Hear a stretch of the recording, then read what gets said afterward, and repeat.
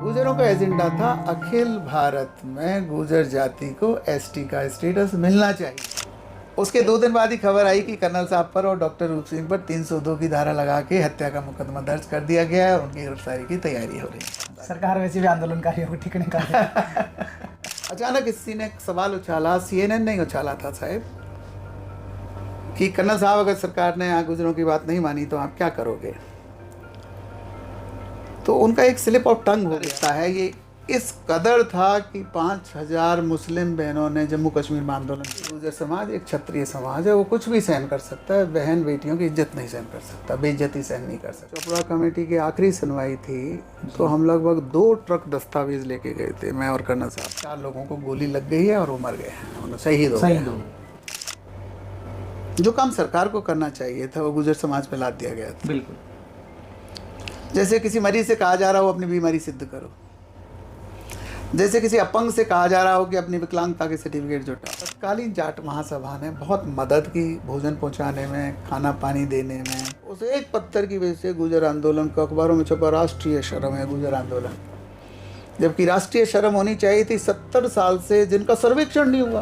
राजस्थान जाम पड़ा था और DIG को भी कहीं रास्ता मांगना होता था तो धोती वाला दिखाता था इधर से निकल जाओ। गाँव नारा देते के चलते थे, कहाँ चले भाई कहाँ चले, ये दीवाने जेल चले। हमारे शहीदों ने कभी कोई मुआवजा नहीं मांगा, कभी कोई नौकरी नहीं मांगी। हमारी मांगती ST की चिट्ठी। तो उन्होंने थोड़ा सा गुर्जरों के पक्ष में बोल दिया था, सहानुभूति जता दी थी। तो उस पार्टी के अध्यक्ष ने उनको इतना डांटा था कि कल तुम मेरे ऑफिस में मिलना। उदयपुर जेल में डॉक्टर साहब दूसरी बार हो रहा था, पहले विजय सिंह पथिक जी के साथ उदयपुर जेल में। अच्छा, यानी वहाँ जो साउंड सिस्टम था वो बिगाड़ी का था। मूर्ख पुलिस वालों ने, पुलिस ने रात को ही इतना गोलाबारी कर दिया कि उनका पूरा असला खत्म। नमस्कार, सत श्री अकाल, आदाब, जोहार। आज के हमारे इस पॉडकास्ट में आप लोगों का स्वागत है। साथियों, आज हमारे साथ जो जुड़े हैं, आप उनको आंदोलनकारी भी कह सकते हैं, बहुत अच्छे चिकित्सक भी हैं, समाज सेवी भी हैं और बहुत अच्छे मानवता की सेवा कर्मी भी हैं। कहीं पे भी जहाँ पे समाज की, इंसानियत की बात होती है, हमेशा हाजिर होते हैं। पर चूँकि समाज का जो परिचय है आपका और हमारा उनसे जो परिचय है वो एक आंदोलनकारी के रूप में परिचय है। आंदोलन भी है गुर्जर आरक्षण आंदोलन, और उसमें भी अगर हम लोग बात करें तो गुर्जर आरक्षण आंदोलन के अंदर जो चेहरा थे वो थे हमारे कर्नल किरोड़ी बैसला जी। लेकिन उस आंदोलन का जो माइंड जिसको कहते हैं, कि जो आंदोलन के ऐसी ताकतें या ऐसे लोग होते हैं जो पूरा रिसर्च होता है, जो उसके पीछे से आपको डाटाज देते हैं, क्या सरकार की क्या खामियां रही, हमारी क्या खामियां हैं, और कर्नल साहब को एक प्रकार से बैक से अपडेट करना, ये सब काम उस आंदोलन के में जो कर रहे थे वो थे डॉक्टर रूप सिंह जी। तो डॉक्टर साहब, आपका स्वागत है। जी नमस्कार। डॉक्टर साहब, हम आपसे पहला क्वेश्चन तो यही जानना चाहेंगे कि ये जो आंदोलन था गुर्जर आरक्षण आंदोलन, जिसको दुनिया ने 2007 से देखा, जाना, समझा, क्या 2007 ही इसकी शुरुआत थी या उससे पहले ही ये मांग थी और उससे पहले से इसकी शुरुआत थी?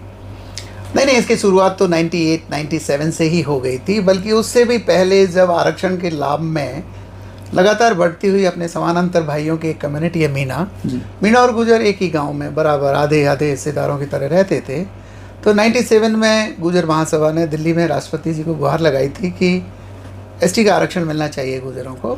उसके जवाब में तत्कालीन राष्ट्रपति, तत्कालीन सुप्रीम कोर्ट ने राजस्थान सरकार को एक चिट्ठी लिखी थी कि क्या राजस्थान के गुर्जर ST स्टेटस डिजर्व करते हैं। तो सरकार ने उसका जवाब नहीं दिया था। तो 1999 में पहली बैठक कैमरी में हुई थी और वो केवल एक पीपल के पेड़ के नीचे हुई थी।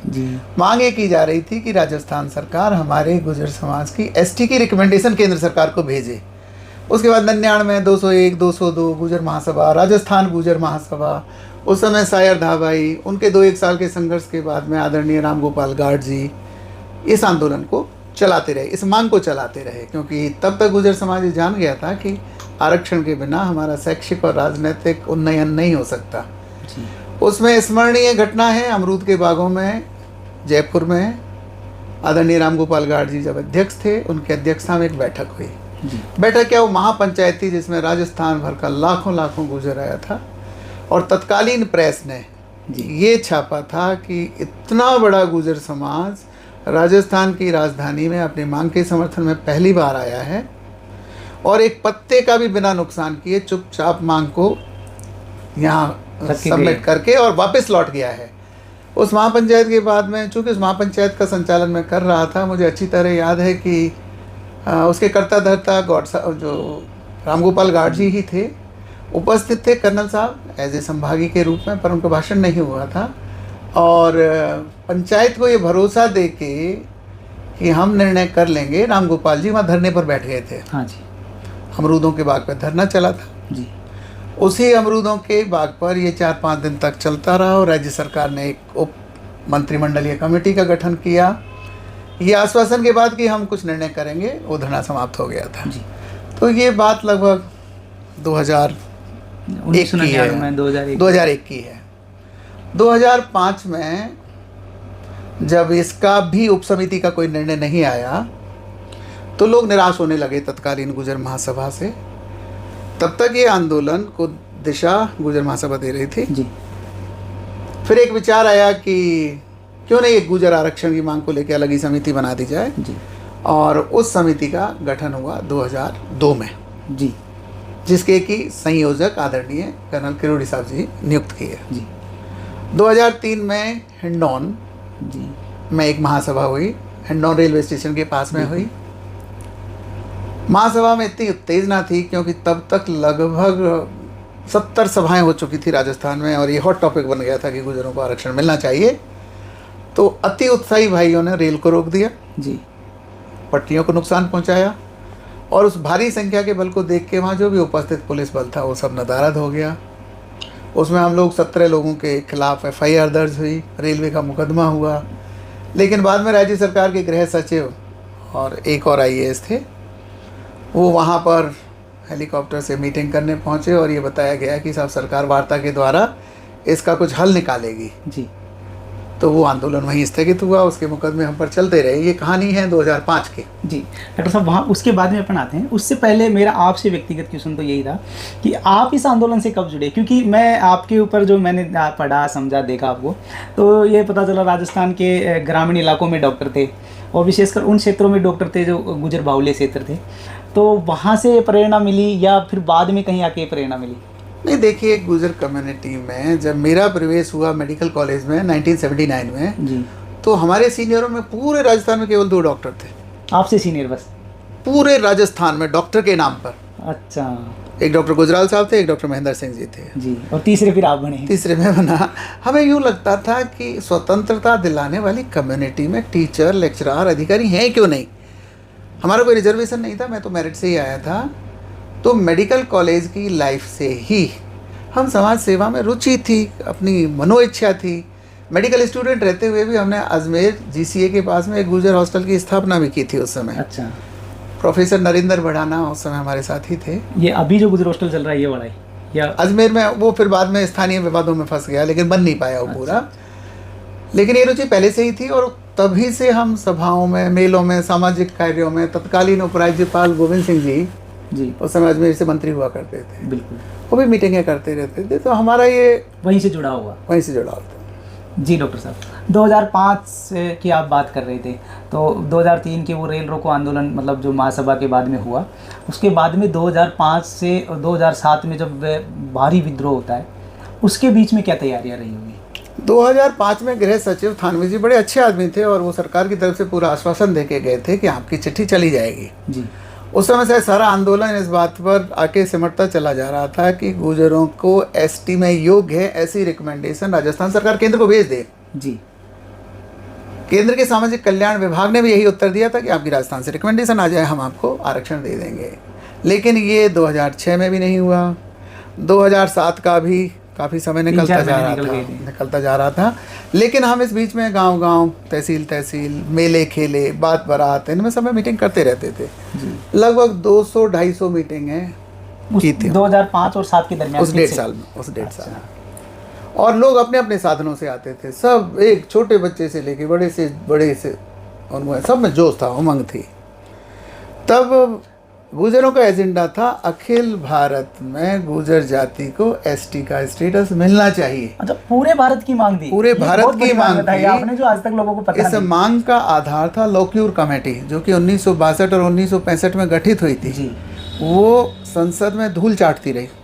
उससे पहले आयंगर कमेटी बनी थी। आयंगर कमेटी बनी थी इसका मतलब जो तत्कालीन हमारे गुजर नेताओं ने भी सोचा था वो रिकमेंडेशन कभी संसद में पढ़ी ही नहीं गई। तो एक ये गुस्सा भी था कि हमारी सुनवाई क्यों नहीं है जी। अगर मैं बैकग्राउंड में जाऊं तो उन्हीं को बेस मान के अभी भी इदाते कमीशन बना है जी। उससे पहले आपका वो है दूसरा कमीशन 2000 कांग्रेस वाली सरकार ने मिला। हाँ, तो कुल मिला के संसदीय व्यवस्था में गुर्जर समाज को ऐसा लगा कि हमारी कोई सुनता ही नहीं है, और हुआ भी ऐसा ही कि राजस्थान में सुनाई नहीं हुई।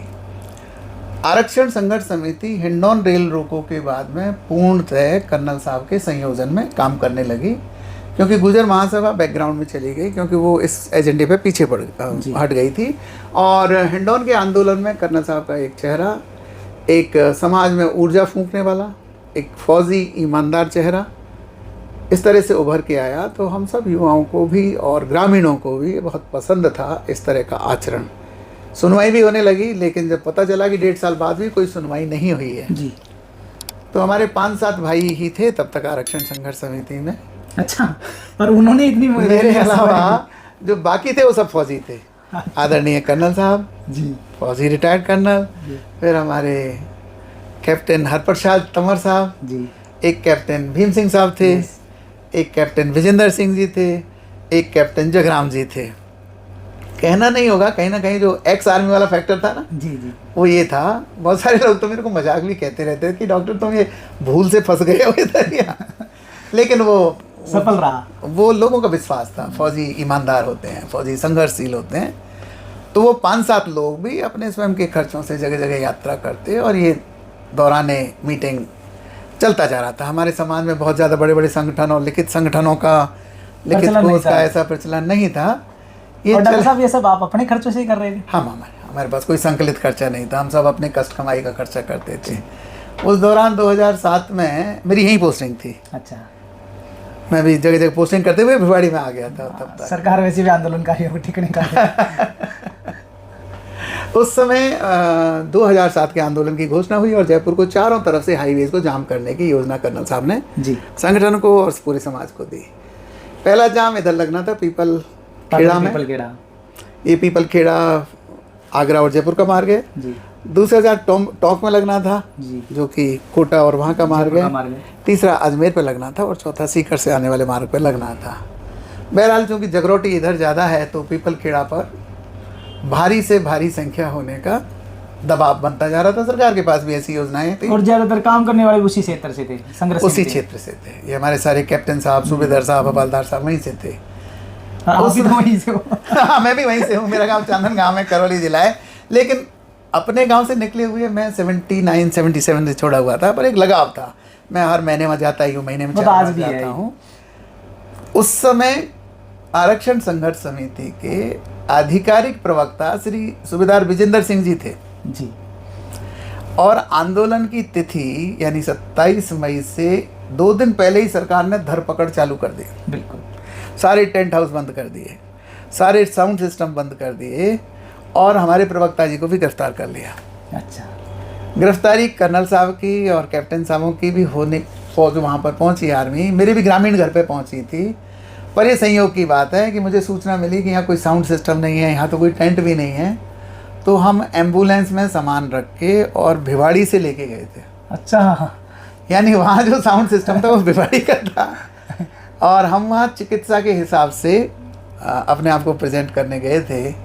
लेकिन आंदोलन शुरुआत होना था 28 की सुबह। हाँ जी। पर 27 की रात को भी उस समय के अति उत्साही युवाओं ने, अति जोशीले, या मैं कहूँगा कि कुछ मूर्ख पुलिस वालों ने, अच्छा पुलिस ने रात को ही इतना गोलाबारी कर दिया कि उनका पूरा असला ख़त्म हो गया। उनके हवाई गोले, हवाई छर्रे, धुआं के जो बिना आंदोलन की शुरुआत पहले ही कर दिया। ये बहुत बड़ी बात बता रहे हो। 27 की रात की बात है, इट इज़ ऑन रिकॉर्ड। क्योंकि इस पुलिस वारदात के बाद में एक आयोग गठित हुआ था, बंसल आयोग जी, बिल्कुल। उसमें ये सब रिपोर्ट हुआ है। रात को ही 27 की मई की रात को पीपल खेड़ा पर, अटौली तो से 2 किलोमीटर दूर है, वहाँ जनता की इतनी भारी भीड़ को आता हुआ देख के प्रशासन ने ऐसा कहा कि हम इनको रात को ही खदेड़ देते हैं। शांति रही। गुर्जर समाज ने तय कर रखा था कि 28 की सुबह 9-10 बजे पहले सभा होगी। पीपल खेड़ा के सामने जो हाईवे जाता था तत्कालीन NH 11 जी। सभा होने के बाद ही आंदोलन की आगे की कार्रवाई करना साहब घोषित करेंगे। 27 की रात को मैं पीपलखेड़ा में ही ठहरा हुआ था। एक एक घर के सब भाई, किसी घर में 4 भाई थे, किसी में 3 भाई थे, मेरे अपने भी 6 भाई हैं, चाचा ताऊ, सब वहीं थे। लेकिन जब रात भर में बमबारी और गोलाबारी देखते रहे तो ये बड़ी हैरत अंगेज बात थी कि सुबह कैसे पकड़ें, किसी को कुछ नहीं दिख रहा था। सेना के ट्रक लगे हुए थे, उस सेना चेटवन। सुबह अचानक ऐसा सिलसिला होता है कि गिरफ्तारियों के लिए पुलिस घरों में घुस जाती है पीपलखेड़ा के गांव में, और कुछ महिलाओं से बेअदबी करती है। जी, आप सब जानते हैं कि गुर्जर समाज एक क्षत्रिय समाज है, वो कुछ भी सहन कर सकता है, बहन बेटियों की इज्जत नहीं सहन कर सकता, बेइज्जती सहन नहीं कर सकता।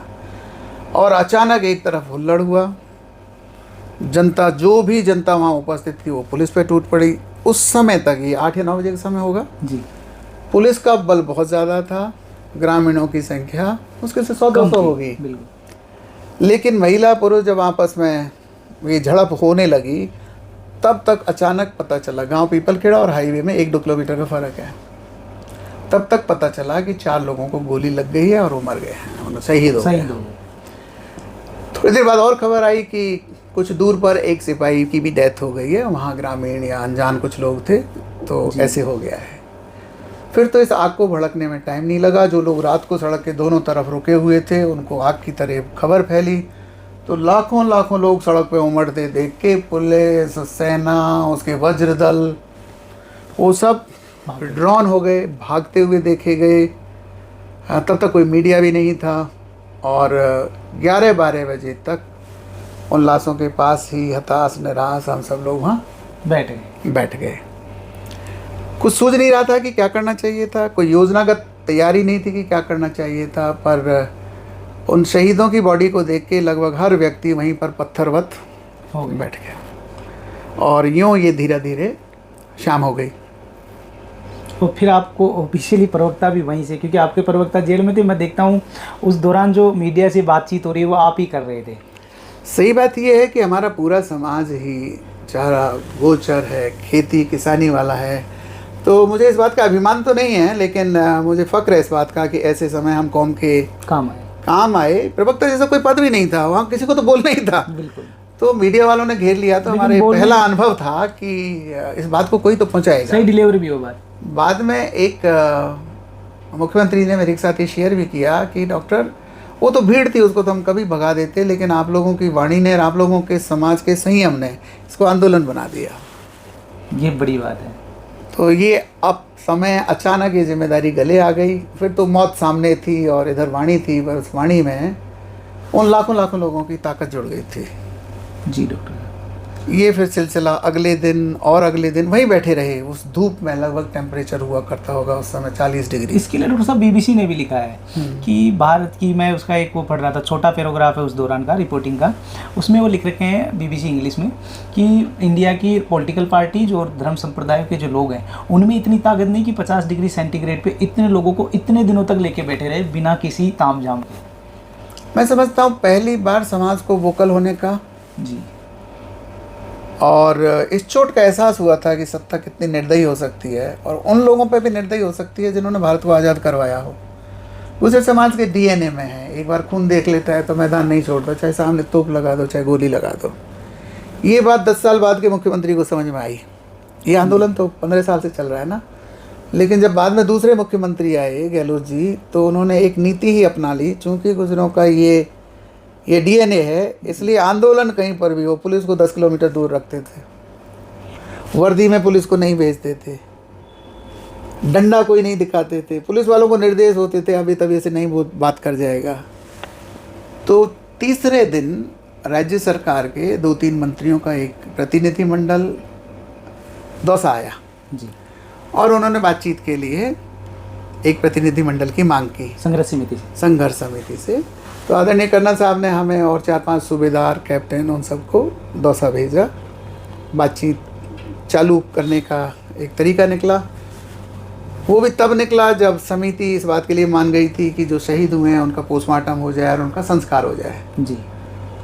तो संस्कार पोस्टमार्टम के बाद वहीं किया गया जहाँ पर अभी पीपलखेड़ा में स्मारक है, क्योंकि वो जो 4 शहीद थे उसी गांव के थे, पीपल खेड़ा पाटौली के ही थे। उसमें डॉक्टर साहब एक समस्या आप लोगों को ये भी तो आ रही थी ना कि बर्फ़ भी नहीं मिल रही थी और चारों तरफ से लाइट भी काट दी थी, तो डेड मैं समझता हूँ अगर कोई स्टडी करेगा आप जैसा कोई विद्यार्थी तो पाएगा वो एक बहुत ही अन्यायपूर्ण क्षण था जी। उसके जो भी रहम करता रहे होंगे तत्कालीन पुलिस महानिदेशक या मुख्य सचिव, अगर किसी और समाज का होता तो वो जेल में होते। उस समय कोई एम्बुलेंस की व्यवस्था नहीं थी, उस समय कोई बर्फ़ की तो छोड़ो, कोई आंदोलनों में जो राज्य की ये सुविधाएं दी जाती हैं वो नहीं थी। उस समय कोई भी मरहम पट्टी तक का वहाँ सामान नहीं था। अगर सरकार को ये सीआईडी थी कि वहाँ 5 लाख लोग जमा होने वाले हैं तो पीने के पानी की भी व्यवस्था नहीं थी। ये बड़ी बात आप बता रहे हो, जो लिबरल सो कॉल्ड लोग जो दिल्ली में बात करते हैं कि आदिवासियों पे आप और समाजों पे ऐसे अत्याचार होते हैं।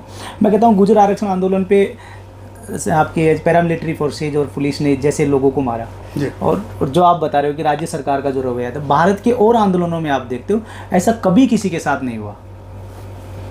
तो उसके बाद में यह भी आप पे एक दबाव था कि डेड बॉडी सड़ने लग गई थी और चारों तरफ से रसद भी रोक दी गई थी, तो फिर दो साहब मीटिंग के लिए आए। दबाव की वजह से नहीं थे, जब भी कोई काम उठाते थे तो हम सब वहाँ उपस्थित भीड़ से परमिशन लेते थे। दौसा की वार्ता फेल रही जी। उस समय के जो तत्कालीन कैबिनेट मंत्री थे और 2-3 मंत्री उसमें थे उस समिति में। एक जाट साहब हुआ करते थे, वो उसके अध्यक्ष थे। डॉक्टर दिगंबर सिंह जी भरतपुर से मंत्री हुआ करते थे, वो भी उसमें थे। अरुण चतुर्वेदी साहिब थे जी बिल्कुल। और एक अजमेर से सांसद या मंत्री थे, अब नहीं है वो, उनकी डेथ हो गई थी बाद में। लेकिन वो वार्ता फेल हुई और फेल होने के बाद में 5 दिन हो गए यहाँ पर जी। फिर गवर्नमेंट का कॉल आया कि भाई बातचीत तो करनी है और बातचीत से कोई रास्ता निकालना ही है, तो जनता ने इजाज़त दी। फिर कर्नल साहब फिर एक दल बना के 5 लोगों को भेजे। तो दूसरे वाले दल उसमें वो सम्मिलित थे। और आप? मैं लगभग पहले जयपुर, जब हम 5 लोगों का दल दौसा से ही जयपुर पहुंच गया था। अच्छा। और 2 दिन तक लगातार दौर होते रहे और उस दौर में मुख्यमंत्री निवास पर भी मीटिंग होती थी, दूसरी जगह भी स्वास्थ्य भवन में मीटिंग हुई। स्वास्थ्य भवन की मीटिंग पहली मीटिंग थी जयपुर में जी। तो उस समय की सरकार का एक बड़ा अच्छा प्रसंग मुझे याद है कि हमारे वहाँ भाजपा के कुछ सांसद और प्रतिनिधि भी पहुँचे थे, तो उन्होंने थोड़ा सा गुजरों के पक्ष में बोल दिया था, सहानुभूति जता दी थी। तो उस पार्टी के अध्यक्ष ने उनको इतना डांटा था कि कल तुम मेरे ऑफिस में मिलना, तो बाद में उनका सहयोग मिलना भी हमें बंद हो गया था। वो समाज से थे या दूसरी समाज से? नहीं, अपने ही समाज के थे। अच्छा अच्छा। पर उनको लगा कि गई नौकरी काम से। तो हमें ऐसी वार्ताओं का कोई बहुत ज़्यादा अनुभव नहीं था कि कितनी कूटनीतिक होती हैं, लेकिन स्वास्थ्य भवन की वार्ता बस इसी बात पे समाप्त हो गई कि कल फिर वार्ता होगी। कर्नल साहब ने हमें एक ही संदेश देके भेजा था कि किसी भी हालत में सरकार से एसटी की रिकमेंडेशन की चिट्ठी दिल्ली जाएगी, हमारी यही मांग है। हमारे शहीदों ने कभी कोई मुआवजा नहीं मांगा, कभी कोई नौकरी नहीं मांगी, हमारी मांग थी एसटी की चिट्ठी। 2 दौर वहाँ हुए, फिर तीसरा दौर मुख्यमंत्री निवास में हुआ। बात नहीं बनती हुई देख के फिर मुख्यमंत्री महोदय ने ये कहा कि अब जो आंदोलन के मुखिया हैं उनको भी मीटिंग में शामिल होना चाहिए, आप उनको जाके कन्विंस करिए, अभी तक की बात की ब्रीफिंग कीजिए, तब जाके फाइनल वार्ता का माहौल बनेगा। हम लोगों को पुलिस की गाड़ियों ने और जिप्सियों ने वापस छोड़ा आंदोलन स्थल। उस आंदोलन में कई रोमांचकारी ये पल थे कि सारे रास्ते सूने पड़े थे, पूरा राजस्थान जाम पड़ा था और डीआईजी को भी कई रास्ता मांगना होता था तो धोती वाला दिखाता था, इधर से निकल जाओ। जी बिल्कुल। क्योंकि दौसा से निकलना पड़ता था, सिकंदरा पहुंचना पड़ता था। 24 घंटे का और समय लेके बाद में कर्नल साहब ने भी सबको ये कन्विंस किया कि देखो बड़ी से बड़ी घटना के बाद में भी बातचीत से ही रास्ता निकालना है, इसलिए वो तैयार हुए। सेना के ट्रकों में हमें बिठा के वाया सिरिस्का और इन जंगलों में रहते हुए वार्ता स्थल पर पहुंचाया, लेकिन उस समय हमें पहुंचते पहुंचते 12-1 बज गया था रात का। तो वार्ताकार लगभग 10-11 थे, कर्नल साहब, कैप्टन साहब, हरप्रसाद जी, एक विजेंद्र जी भी हुआ करते थे कैमरी से, और एक कप्तान रेंडाइल हुआ होते थे, एक भीम सिंह साहब थे, एक जगराम साहब थे। तो चूंकि 1 बज गया था तो तय किया कि सारे सरकारी अफसर सो चुके हैं, इसलिए चौकी ढाणी में ठहराया गया और सुबह वार्ता होगी मुख्यमंत्री निवास पर। जी बिल्कुल। चौकी ढाणी से सुबह निकलते हुए, चूंकि कर्नल साहब भी 5-6 दिन के तपे तपाए हुए आए थे, बहुत सारा माहौल अब तक क्या से क्या हो गया था, डेड बॉडीज के पास से आए थे, तो ऐसा मैंने CNN पे भी सुना है। और उस समय चौकी ढाणी से निकलते हुए ही मैं साथ में ही था उनके, तो कर्नल साहब को मीडिया सारा सुनना चाहता था और अचानक उन्होंने इतने सारे मीडिया कर्मियों से घिर गए हो। अचानक किसी ने सवाल उछाला, CNN ने उछाला था शायद, कि कर्नल साहब अगर सरकार ने यहाँ गुजरों की बात नहीं मानी तो आप क्या करोगे। तो उनका एक स्लिप आउट था कि मैं आंदोलन वापस ले लूँगा। गलती से हुआ है। बाद में उन्होंने अन्य इंटरव्यूज़ में ये बात बताई है कि नहीं, मेरे से स्लिप ऑफ टंग हुआ था, गलती से था, मैं इतने तापमान में से आया था। पर मेरे साथ मानदाता जी, डॉक्टर साहब और एडवोकेट अतर सिंह जी, ये भी उस समय साथ में ही थे। और हमें उनकी ये बात सुन के ऐसे लगा जैसे ज़मीन निकल गई, ज़मीन कट गई। जिस काम के लिए हम इतनी शहादत दे चुके हैं, ये क्या हो गया। हमें भी पता था कि कर्नल साहब का स्वास्थ्य ठीक नहीं था, लेकिन हमने, वो हमसे बड़े हैं, सब के बावजूद भी उन सब से सारे माइक छीन के कर्नल साहब से हमने माइक ले लिए और हमने ये कहा कि कर्नल साहब इतनी तपती गर्मी में आई हैं, आप उनकी बात का सही मतलब जानो। कर्नल साहब ये कहना चाह रहे हैं कि सरकार ने हमारी बात भी अगर नहीं मानी तो हम वार्ता को कैंसिल कर देंगे, बातचीत को वापस ले लेंगे और आंदोलन जारी में जाएंगे। ये बात हम चौकी ढाणी से और मुख्यमंत्री निवास के बीच तक लगभग उपलब्ध सभी मीडियाओं पर लगातार बोलते रहे, जो ऑन रिकॉर्ड होगी, अभी भी मिल जाएगी। हाँ, वीडियोस भी चलते हैं उनके। लेकिन उस एक बात की वजह से कई तरह की बातें बनी। तो CMO में जाने के बाद में डॉक्टर साहब बातचीत फिर से शुरू हुई। CMO में जाने के बाद कई दौर चले, 2 दौर चले। भाजपा की तरफ से उनके राष्ट्रीय नेता भी सम्मिलित हुए, मुख्यमंत्री तो थी ही थी, और उनका मंत्रिमंडल भी था। आज की तारीख में पंजाब के राज्यपाल तत्कालीन गृह मंत्री कटारिया जी भी थे। उस बातचीत में हमारे पक्ष में तत्कालीन विधानसभा से श्री हरि सिंह जी भी थे जी। और माहौल इतना गर्म था कि गुजरों को ST की चिट्ठी से नीचे कुछ भी मंजूर नहीं था। लेकिन ब्यूरोक्रेसी ने बार बार कानून का हवाला देकर एक बात के लिए कमेटी के सामने 6 महीने का ये समय मांगा, बल्कि शुरू में 3 ही महीने का मांगा था, कि हमें कुछ तो तथ्य इकट्ठे करने पड़ेंगे। सिंपल एक चिट्ठी से कार्य नहीं होता है। उस चिट्ठी के सपोर्ट में जी ST डिज़र्व करते हैं, उसके लिए क्या क्या योग्यताएं पूरी करता है गुजर समाज, ये परफॉर्मा लगाना पड़ेगा। ऐसा सर्वेक्षण पिछले 60 साल में किसी भी राज्य सरकार ने नहीं किया है। कॉन्स्टिट्यूशन ये मांगता है कि आप ऐसे ही ST डिक्लेयर नहीं कर सकते। आयोग बनेगा, उसकी रिपोर्ट आएगी। ये उन्होंने जो संवैधानिक अड़चनें बताई। संविधान के विशेषज्ञ भी वहाँ बैठे थे। ये बात कन्विंस होने वाली भी थी कि हाँ, बिना आधार के तो कोई सरकार नहीं दे सकती। अवधि पे बहस हुई कि 3 नहीं 6 हो। उसके बाद इस बात पे बहस हुई कि कमेटी हो या कमीशन हो।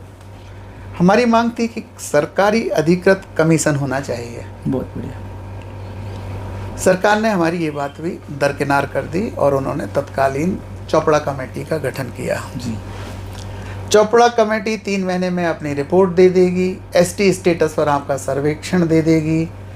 इन मांगों के साथ बाकी सब चीज़ें जो सरकारी हुआ करती हैं कि शहीदों को कंपनसेशन दिया जाएगा, मुकदमे वापस ले लिए जाएंगे, पोस्टमार्टम भी है जो सरकारी डॉक्टरों का SMS में होना था। जी, डिपेंडेंट्स का मुआवजा दिया जाएगा, नौकरी दी जाएगी और जो पोस्टमार्टम लंबित थे वो भी हो जाएंगे। इस एक चिट्ठी को समझौता बतौर दस्तखत करके उन्होंने आंदोलनकर्ताओं को दे दिया। पीपलखेड़ा वापस आए, जनता को ये चिट्ठी बताई। जनता ने भी सरकार को ईमानदार समझ के, सरकार पे विश्वास करके शांतिपूर्ण तरीके से अपने अपने घर लौट गए। उसके 2 दिन बाद ही खबर आई कि कर्नल साहब पर और डॉक्टर रूप सिंह पर 302 की धारा लगा के हत्या का मुकदमा दर्ज कर दिया गया है और उनकी गिरफ्तारी की तैयारी हो रही है। जी। उसके बाद खबर आई, समाज में प्रतिक्रिया हुई कि ऐसा लगता है कि सरकार कुछ भी नहीं करने वाली है। तो पुष्कर में हमारे उस समय के और भी जागरूक भाइयों ने एक गुजर इसके बीच में अपन इस बात हाँ। जब आप लोगों पे 302 लगी तो चूंकि आप तो सरकारी डॉक्टर थे, आपको तो वापस भी ऑफिस में रिपोर्ट करना था उस टाइम, तो उस टाइम आपने फरारी काटी या मतलब क्या क्या क्या रहा होगा? नहीं, उससे मैं 1 साल पहले ही इस्तीफा दे चुका था गवर्नमेंट। अच्छा। उससे जी गवर्नमेंट नौकरी मैंने 5 साल ही की थी। जी जी और इस सामाजिक जीवन में इतना सक्रिय होने के बाद वो संभव ही नहीं थी। जी। और मेरा इस्तीफा भी 1 साल पहले ही स्वीकार हो चुका तो था। जब मुकदमा दर्ज हुआ या दर्ज होने की तब बात, मैं निजी डॉक्टर था। तो आप फरारी काटे या फिर? लेकिन हाँ, हमारे कन्ना साहब बिल्कुल आउट ऑफ राजस्थान, नहीं, वो बताइए आप। आउट ऑफ सीन थे। कहाँ आप लोगों ने वो दिन निकाले? वो दिन गुजर कहाँ दिन निकालते हैं, पहाड़ों में, जंगलों में झीलों में। निकालते हैं, बीहड़ों में निकालते हैं। और ऐसी से ऐसी जगह हमारे लिए तो बड़ी रौनक वाली होती हैं जहाँ कोई जा भी नहीं सकता। तो वो लगभग 15-20 दिन का वो दिन था। तो आप यहाँ से राजस्थान से आउट ऑफ राजस्थान हो? आउट ऑफ राजस्थान रहे। उसके बाद पुष्कर की महापंचायत की कॉल हुई? उसके बाद में कुस्कर की महापंचायत का कॉल हुआ। सरकार को भी ये कम्युनिकेट किया गया कि आपने जो वादा किया है वो निभाना चाहिए। आपने तो ये मुकदमेबाजी करके माहौल को और भी ख़राब कर दिया है। तो सरकार की तरफ से ये संदेश आया कि नहीं नहीं, हमने चोपड़ा कमेटी का गठन कर दिया है, आप एविडेंसेस दीजिए। और जिस हिसाब से पुष्कर में भारतवर्ष का पूरा गुजर इकट्ठा हुआ था, मैं और कन्ना साहब भी वहाँ बीच में ही बैठे थे। तो हमें ये अंदेशा था कि हो सकता है हमें स्टेज से ही गिरफ्तार कर लिया जाए। लेकिन भारत भर के गुजर समाज का जो समर्थन मिला जी, जो पूरी भावुकता हिंदुस्तान की वहाँ देखने को मिली, उससे सरकार भी ठिठकी। चोपड़ा कमेटी की रिपोर्ट संकलन आगे बढ़ने लगा। और फिर डॉक्टर साहब संकलन पे अपन आएंगे, उससे पहले मैं आपसे फिर एक क्वेश्चन पूछता हूँ।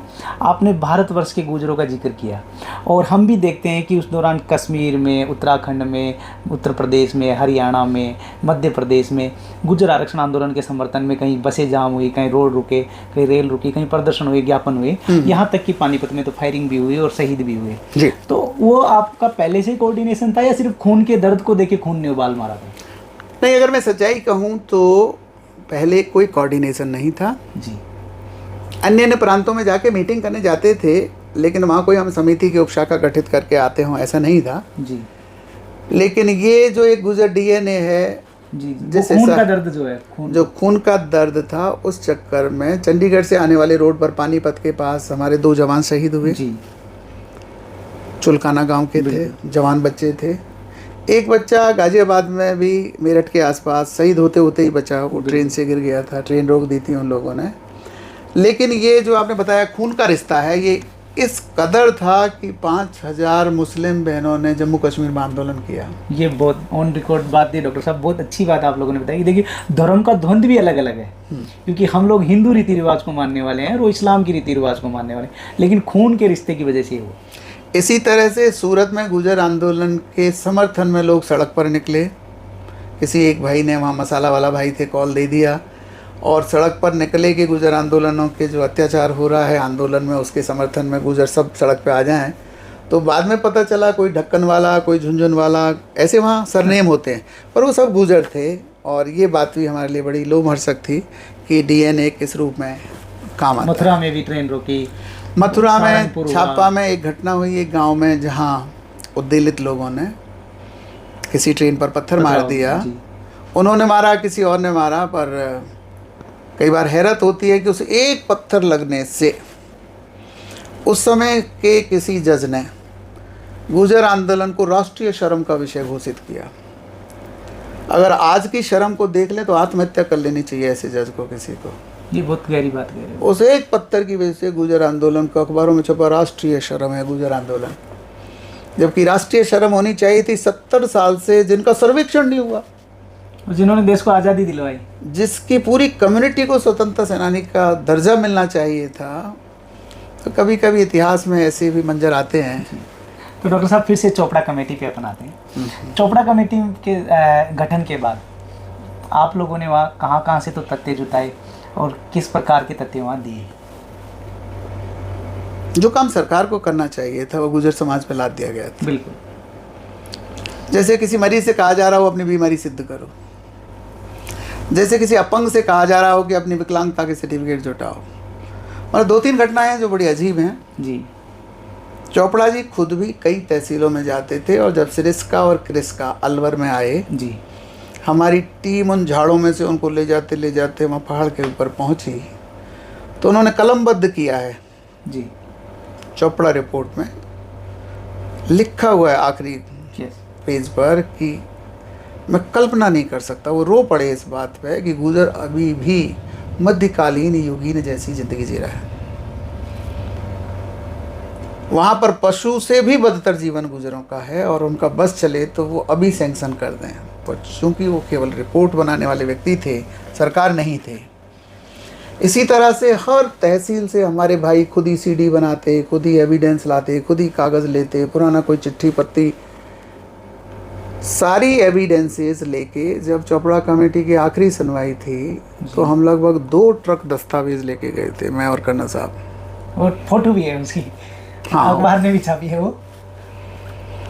तो कम से कम इतना झूठ चलता है क्या सरकारों में, दस्तावेजों का कुछ बनता भी है कि नहीं बनता है। हम इतने आत्मविश्वासी थे कि ये रिपोर्ट ज़रूर पॉजिटिव ही होगी। जज खुद कह चुके थे, जो सोशल साइंटिस्ट थे प्रोफेसर साहब वो कह चुके थे। लेकिन इसको समय कहें क्या कहें, उससे पहले कुछ दिनों पहले ही, परिणाम आने से पहले धौलपुर में गुजर महापंचायत थी बाबू महाराज पे। बिल्कुल, बाबू महाराज के मेले पे जी। वहाँ भी असंख्य समाज सेवी आए थे और वहाँ बड़ा उद्घोष भी हुआ था कि सरकार ने न्याय नहीं किया तो ये कर देंगे, वो कर देंगे। कुछ हमारे साथी अनऑफिशियली ये बताते हैं कि तब तक रिपोर्ट पॉजिटिव थी, तब तक रिपोर्ट में एसटी रिकमेंडेशन की मंशा थी सरकार की, लेकिन उस सभा में हुए भाषणों से नाराज होके दूरपुर महल उड़ा देंगे, वो इस टाइप के भाषण। देखिए, ऐसे तो पार्टी के आंतरिक लोग भी कहते हैं। ऐसा तो नहीं है कि मेरे समाज का कोई पागल कुछ भी कह दे और उस पर मेरी पूरी समाज का कत्ल कर दिया जाए। लेकिन हाँ, उस सभा के बाद में आखिरी 2-3 पन्ने बदल दिए गए, ऐसे अनऑफिशियली हमें उन लोगों ने बताया जो उस डिपार्टमेंट में ही काम करते थे, सिस्टम में थे। और आखिरी में एसटी के फेवर में रिकमेंडेशन नहीं गई और ये 2008 के आंदोलन की नींव यहाँ पर डली। जी डॉक्टर साहब, जब चोपड़ा कमीशन ने एसटी की रिकमेंडेशन नहीं दी, 8 में फिर से आंदोलन हुआ। उससे पहले एक जेल भरो आंदोलन हुआ। जी बिल्कुल, गांधी जयंती पर 2 अक्टूबर को जेल भरो आंदोलन था। उसमें अलग अलग तरह से जिम्मेदारियां दी गई थी और बाद में देखते हैं तो लोगों को जेल से शिफ्ट भी अलग अलग किया गया। वो बहुत ही, तो उस दौरान आप कौन सी जेल में थे? वो मेरे लिए बहुत ही जीवन का एक शानदार अनुभव है। मैं कहूँगा कि ऐसा ही हुआ होगा हमारे आज़ादी के दीवानों के साथ। हम उस समय कर्नल साहब के गांव से, यानी करौली ज़िले से, जिसका मूल निवासी मैं भी हूँ, हम एक पद यात्रा लेके चले जेल भरो आंदोलन के लिए। हमारे हिस्से में भरतपुर जेल जाना था जी। तो हमारे साथ युवा थे, 10-15 की एक टोली बनाई और 2-3 थैले अपने झोली लटकाए और गांव-गांव नारा देते चलते थे, कहाँ चले भाई कहाँ चले, ये दीवाने जेल चले। तो जो युवा निराश हो रहे थे, उन्होंने देखा यार गांव-गांव में इतना स्वागत सत्कार हो रहा है, लोग तिलक लगा के विदा कर रहे हैं, गुलाल डाल रहे हैं, फूल वर्षा कर रहे हैं। तो महुआ क्रॉस करते करते हमारे काफ़ी हुजूम बन गया। तो सरकार ने भी आगे पीछे पुलिस लगा दी, बसेज लगा दी। हमारे उस जेल भरो आंदोलन को हम लोगों ने काफ़ी रमणीकता से लिया था। हमारे साथ में गांधी नेहरू का चरित्र बनाए हुए भी कुछ बच्चे चल रहे थे। तो 1.5 दिन में हम बयाना पहुँचे। अच्छा। महुआ से बयाना 3 अक्टूबर को पहुँचे आप? हाँ जी। 2 अक्टूबर की रात, 3 की सुबह सुबह। और निश्चित रूप से जो भी राहगीर हमें मिलता था, चाहे वो खेत पे था, भट्टी पे था, रात्रि विश्राम उस दिन हमारा बयाना में हुआ था। तो बयाना के पूरे समाज ने पूरे बाज़ार में बहुत सत्कार किया, स्वागत किया, वहाँ के जो भी प्रधान पंच और संयोजक थे। और सुबह वहाँ से विदा किया गया हमें भरतपुर जेल, बयाना से उज्जैन होते हुए भरतपुर पहुँचते पहुँचते आगरा मार्ग और पूरा बयाना भरतपुर मार्ग जनता से अटा पड़ा था। जनता को ऐसा लग रहा था जेल नहीं जा रहे हैं, तीर्थ जा रहे हैं जी। मैं कभी कभी गांधी जी का दांडी मार्च देखता रहता हूं, तो मुझे लगता है दांडी मार्च में भी इतने लोग नहीं थे जितने गुजर आंदोलन में थे। ये बड़ी बात है।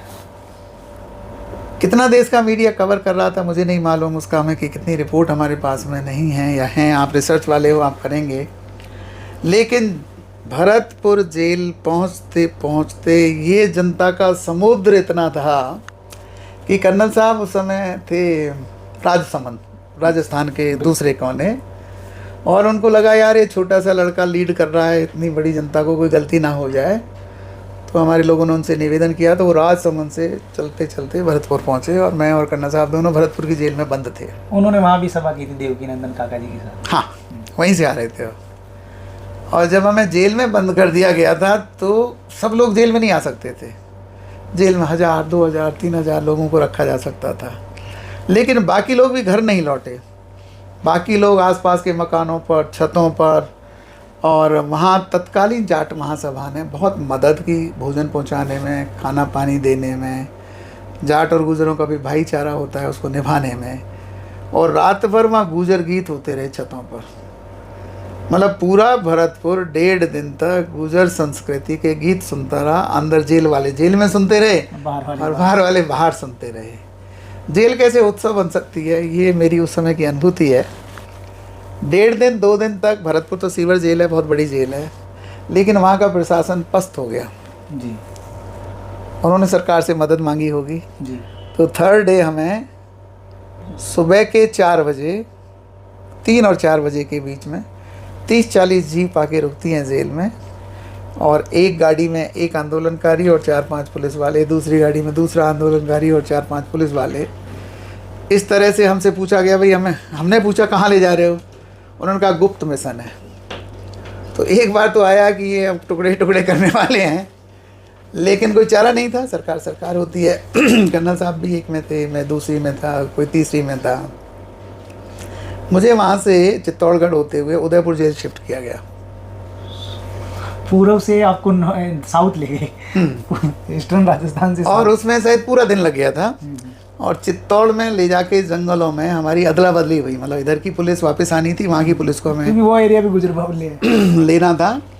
तो मुझे ध्यान पड़ता है कि जैसे वो चंदन तस्करों की खबरें आती रहती थी ना, ऐसे जंगल में हमें एक्सचेंज किया गया था। और वहाँ उदयपुर में जेल में जाते, उस समय प्रेस से सारे राजस्थान को खबर तो थी ही कि डॉक्टर साहब को कहाँ शिफ्ट कर रहे हैं या कर्नल साहब को कहाँ कर रहे हैं, ये गुप्त था। पर जेल में अंदर जो हमारे सजातीय कर्मचारी थे उनको मीडिया से कहीं से पता था। जब जेल में हमें लेके गए तो उस समय गृह मंत्री ने कह रखा था कि इनके साथ जो जेल मैनुअल है वो लागू होगा। माने इस भाषा का मतलब ये होता है कि इनकी जितनी परेड ली जा सके, इनके साथ जो अत्याचार किए जा इतिहास में उदयपुर जेल में डॉक्टर साहब दूसरी बार हो रहा था। पहले विजय सिंह पथिक जी के साथ उदयपुर जेल में ये सब। क्या बड़ी बात है ये, क्या संयोग है जी। लेकिन जेल के अत्याचार क्या होते हैं ये हमें वहाँ महसूस हुआ। टॉर्चर किया, और जो भी वो कर सकते थे वो सब कर रहे थे। लेकिन हमारे 2 नौजवान भाई जो हमारे सजातीय भाई थे, जो पुलिस बल में थे, उनसे बर्दाश्त नहीं हुआ जी। और उन्होंने वहाँ शेखावत जी एक जेलर थे, उनको पहले विनती की, विनती नहीं माने तो फिर उनके साथ मार पिटाई कर दी और जेल में हंगामा हो गया। आज जेल में अंदर हड़ताल हो गई। वो काफ़ी अच्छे भाई थे तो उनकी बाकी कैदी भी मानते थे।